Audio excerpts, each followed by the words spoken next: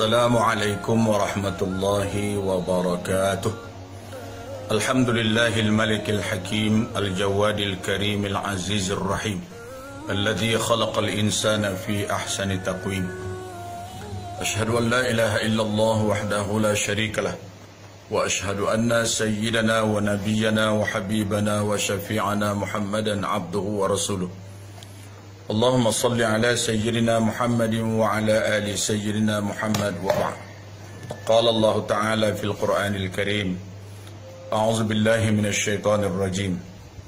Ya ayyuhalladzina amanu kutiba 'alaikumus shiyamu kama kutiba 'alal ladzina min qablikum la'allakum tattaqun. Shadaqallahul 'azim.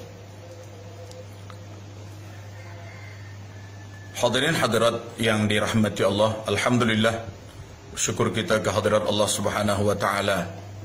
Pada kesempatan ini kita bersua kembali di bulan suci Ramadan, hari yang kelima dan hari yang ke-28 daripada bulan April 2020. Semoga rahmat Allah sentiasa menaungi kita, menyertai kita di dalam bulan yang penuh dengan keberkatan ini, sehingga kita dapat melaksanakan ibadah Ramadan ini dan amalan-amalan di malam harinya begitu ringan, karena hati kita senang, karena kegembiraan yang kita telah tanamkan dalam diri kita di ketika Ramadan akan muncul.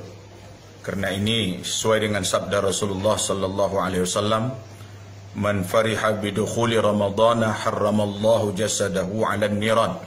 Siapa yang bergembira menyambut hadirnya bulan Ramadan, Allah mengharamkan jasadnya disentuh api neraka. Berdasarkan hadis inilah, maka setiap orang yang beriman kepada Allah Subhanahu wa taala dan beriman kepada seluruh perintah-perintahnya yang wajib mesti merasakan kegembiraan yang begitu tinggi dan mendalam, sehingga biasanya orang yang amat gembira akan bertemu dengan seseorang yang lama tak bertemu setahun, dirindukan. Pertemuan itu sangat membahagiakannya dan ia akan menanti kedatangan Ramadan sebagaimana seorang ibu menanti kedatangan anak selama setahun tak bertemu. Kasih yang mendalam. Sudah tentulah persiapan-persiapan untuk menantikan kedatangan Ramadan itu begitu banyak, segala bentuk persiapan. Karena itulah maka kedatangan Ramadan ini adalah merupakan anugerah Allah yang paling besar kepada hamba-hambanya.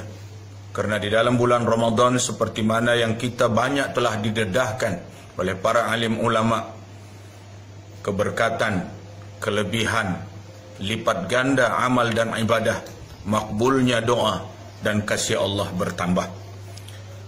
Saudara-saudari hadirin hadirat yang dirahmati Allah sekalian, ayat yang kita telah bacakan di awal tadi menunjukkan kewajiban Ramadan yang tidak dapat dibantah.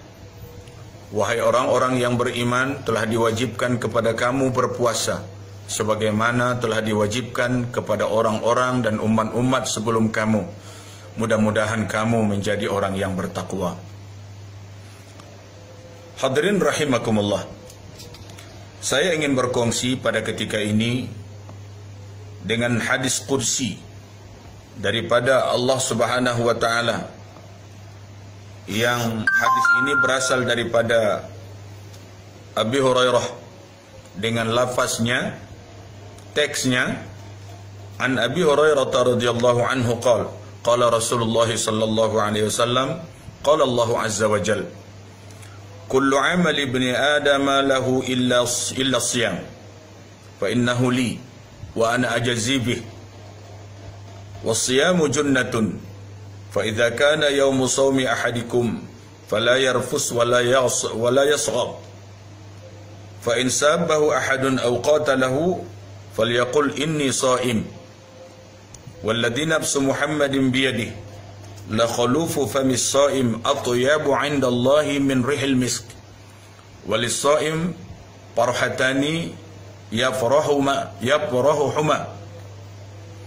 idza aftara fariha bi fitrihi fa idza laqiya rabbahu fariha bi shaumihi, muttafaqun alaih, wa hadha lafdhu riwayat al-Bukhari. Hadirin sekalian, Rasulullah sallallahu alaihi wasallam memberitahu kepada kita tentang kelebihan yang ada di dalam bulan suci Ramadan. Mudah-mudahan hadis ini atau hadis kursi ini dapat memberikan kepada kita sumbangan yang cukup besar dan bermakna dalam memperbetulkan niat kita dan memberi semangat yang kuat ke dalam diri kita untuk melakukan apa juga amalan di bulan suci Ramadan.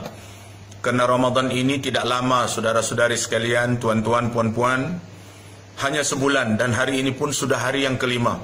Tanpa terasa hari-hari yang mulia ini berlalu begitu pantas.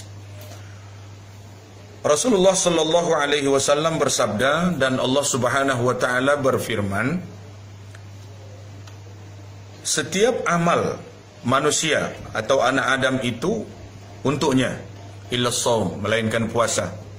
Fa innahu li, maka sesungguhnya puasa itu untukku, kata Allah. Wa ana ajzi bih, dan akulah yang akan memberi ganjaran langsung kepadanya. Wasyamu junnatun, dan puasa itu adalah perisai. Disebut saja perisai ini, artinya ia merupakan pembenteng kita. Sudah tentulah pembenteng utama daripada azab-azab Allah, khususnya azab di dalam api neraka. Fa idza kana yaumu shaumi ahadikum, apabila tiba masanya ataupun keadaan berpuasa di suatu hari di bulan suci Ramadan, fala yarfus, jangan melakukan keburukan. Jangan melakukan perkara yang tidak disukai oleh Allah. Wala yaskhab, dan jangan juga dia menjerit, berteriak, ataupun disebut dalam maksud ini fahish lil kalam, yaitu perkataan yang keji, seperti mengumpat, seperti mengeji, mencaci. Orang sekarang bilang membawang, begitu kan? Membawang. Saya tak tahu sama ada bawang putih ataupun bawang merah, tapi yang pasti biasanya sebut membawang ini, bunyinya itu baunya, aromanya itu begitu tinggi, dan sudah tentulah ia akan pasti menjejaskan amalan-amalan. Kemudian fa in sabahu ahadun aw qatalahu, apabila ada seseorang datang kepadanya di ketika ia berpuasa, mencaci makinya, mengumpatnya, ataupun orang itu mengajak berkelahi. Au qatalahu di sini berkelahi, berbalah, tak kira berbalah mulut atau berbalah tenaga. Falyaqul, maka hendaklah ia mengatakan, inni shaim, aku tengah berpuasa. Walladzi nafsu Muhammadin biyadihi, demi jiwa Muhammad di tangan Allah Subhanahu wa taala, la khulufu famis shaim, sungguhnya bau mulut orang yang berpuasa itu atyabu indallahi min rihil misk, lebih wangi di sisi Allah daripada minyak wangi kasturi yang begitu wangi sekali. Kemudian lisaim farhatani, bagi orang yang berpuasa itu ada lagi kegembiraan, dua kegembiraan, yaitu yafrahuhuma, yang ia akan pasti bergembira di kedua-dua masa dan keadaan itu. Yang pertama, iza aftara, apabila ia akan berbuka puasa, ya, dalam satu hari itu, ya, ini fariha bi fitrihi, ia sangat berbahagia dan bergembira dengan sebab berbukanya, mungkin disebabkan karena ia sampainya cukup masa satu hari yang diberikan Allah Subhanahu wa taala untuk dia melakukan ibadah, dah pun tiba masanya.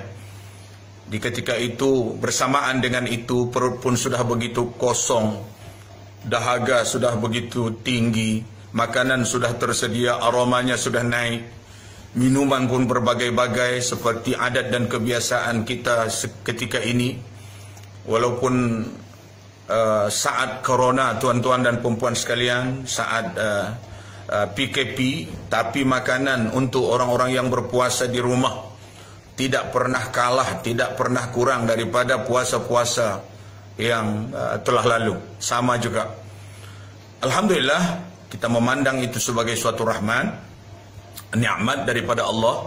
Kita pun dalam keadaan sehat, makanan ada, rezeki daripada Allah Subhanahu wa taala. Syukur alhamdulillah. Inilah nikmat yang perlu kita syukuri. Senikmat-nikmat makanan adalah di ketika laparnya perut, di ketika dahaganya melampau di tekak kita, disitulah nilai makanan dan minuman itu.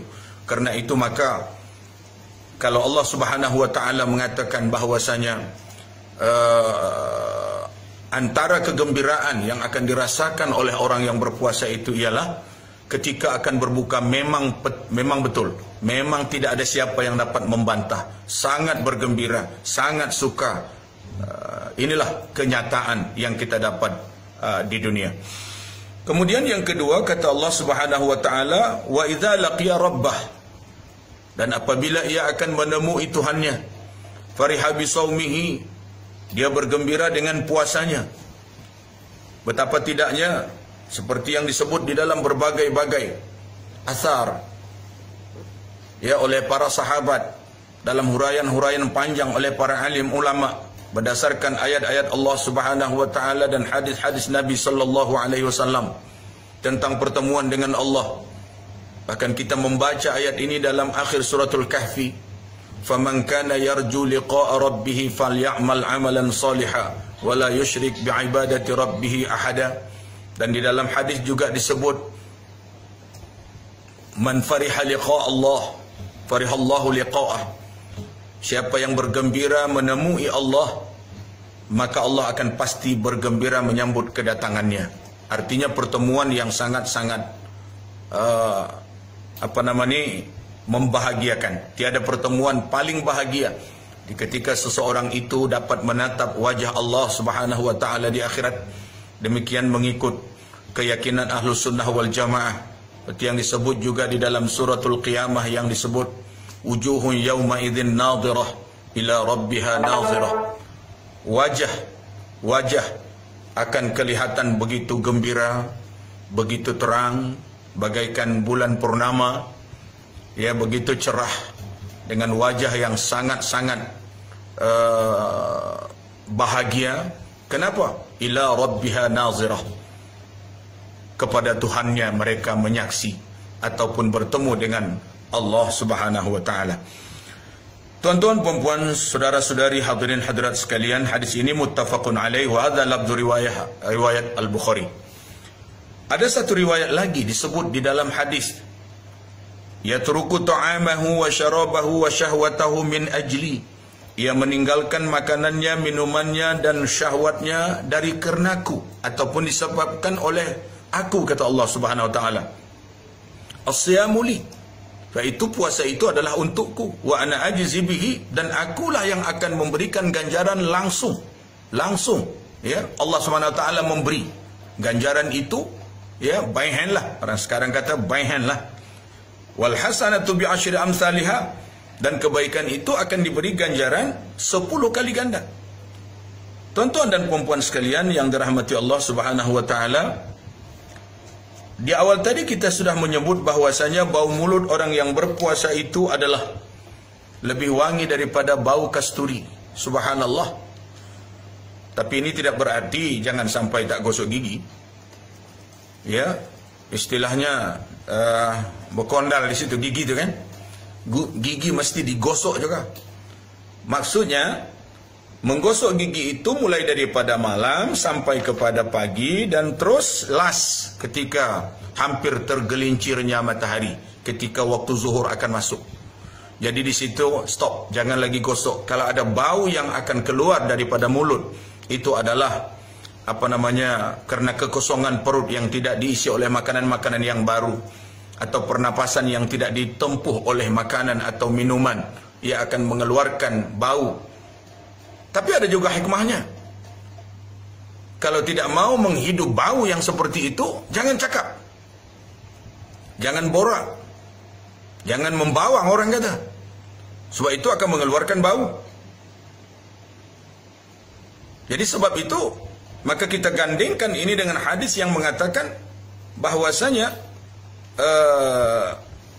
Rasulullah sallallahu alaihi wasallam bersabda, Man kana yu'minu billahi wal yawmil akhir falyaqul khaira. Siapa yang beriman benar-benar dengan Allah dan Rasulnya dan hari akhirat, hendaklah ia berkata yang baik, aw liyasmut, atau dia diam. Dia diam ini adalah alternatif yang utama daripada yang pertama tadi. Pertama, falyaqul khairan. Itu sudah dianjurkan, seperti beri kuliah, beri tazkirah. Itu memang digalakkan lah. Kalau tak tahu nak bagi tazkirah, tak tahu nak bercakap baik, awliya semua. Atau dia diam.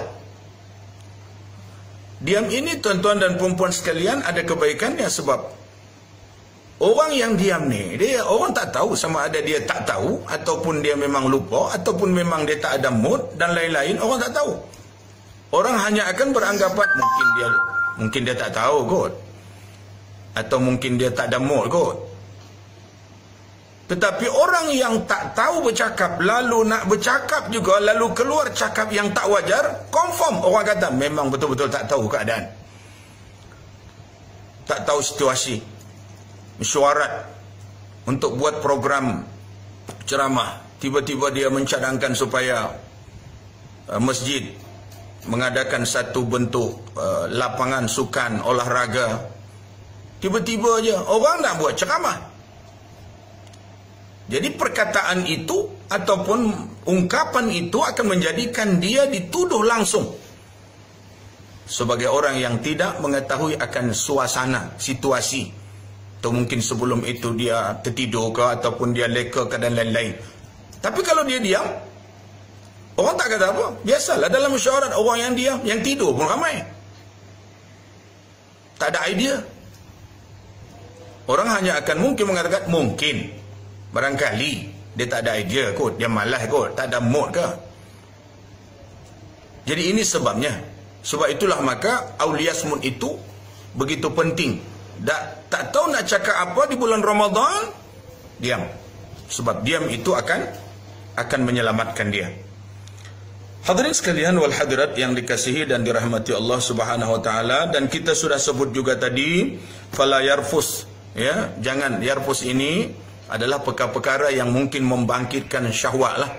Ya, suami isteri kalau pandangan jangan lama-lama sangat berpandangan, kalau duduk jangan dekat-dekat sangat. Misal kata kan, jangan pegang-pegang, tapi malam tak ada masalah, siang saja bermasalah. Wala yarfus. Kemudian yaskhab, itulah tadi kata-kata keji, tengking-menengking, perbalahan, pertengkaran. Kalau boleh, kadang-kadang di bulan Ramadan ni, gara-gara nak buat menu iftar pun boleh jadi juga gaduh tu. Yang seorang mengatakan begini menunya, yang seorang mengatakan begini menunya, yang seorang nak masak, seorang tak nak tolong masak dan sebagainya. Pasti pergaduhan akan terjadi. Tapi jangan sampai keluar perkataan-perkataan keji ni bulan Ramadan ni. Tahan, stop lidah. Jangan tengking-tengkingan. Nanti syaitan nanti dia mendekat nanti, disebabkan kita sendiri dah buka jalan untuk dia dekat. Kemudian fa in sabahu ahadun aw qatalahu. Ada kadang-kadang bulan Ramadan pun orang nak ngajak gaduh pun ada. Caci maki ada. Orang buat perkara-perkara yang lara tu ramai. Ya, bulan Ramadan disuruh mengaji, disuruh berzikir banyak, disuruh sembahyang sunat banyak. Stop lidah, jangan bercakap. Tapi bukan semua orang dengan ceramah, tak semua orang tahu agama. Sebab itu maka orang yang tahu agama ini berbahagialah. Dia tahu apa nak buat. Dia tahu yang menguntungkan sahaja. Inilah untungnya kita belajar dan selalu berada di majlis ilmu. Tuan-tuan perempuan hadirin sekalian yang dikasihi dan dirahmati Allah Subhanahu wa taala, rasanya itu saja dulu yang dapat saya sampaikan pada kali ini. InsyaAllah kita akan susul lagi. Ya, kita akan tambah lagi. Kita akan sambung lagi. Pertemuan-pertemuan akan datang. Banyak persoalan yang akan timbul dalam bulan suci Ramadan ni. Apalagi saat-saat macam ni elok kita pun tak keluar, tengoklah kuliah macam ni kan. Bukannya panjang pun, set-set 20 minit, paling 20 minit lebih, itu je. Jadi mudah-mudahan apa yang saya paparkan ini daripada hadis kursi ini dapat menambah ilmu kepada kita untuk dapat meneruskan ibadah Ramadan yang amat-amat penting ini. kedatangan sekali sahaja dalam setahun tetamu agung dan sangat mulia. Sambut dan layan tetamu ini dengan sebaik-baiknya. Kalau tetamu manusia itu datang kepada kita, Rasulullah suruh layan. Ini tetamu yang dianugerah langsung oleh Allah Subhanahu wa taala, yang memberi kepada kita oleh-oleh yang cukup bermakna, berlipat ganda kelebihan, ampunan dosa. Subhanallah. Mudah-mudahan kita dapat paham walaupun ini pertemuan singkat. Semoga Allah memberkati kita, merahmati kita, dan menjadikan kita orang yang sangat bahagia merasakan Ramadan ini, agar kita dapat melakukan ibadah dengan lebih banyak. Aqulu qawli hadza wa astaghfirullahal azim li wa lakum. Wassalamu alaikum warahmatullahi wabarakatuh.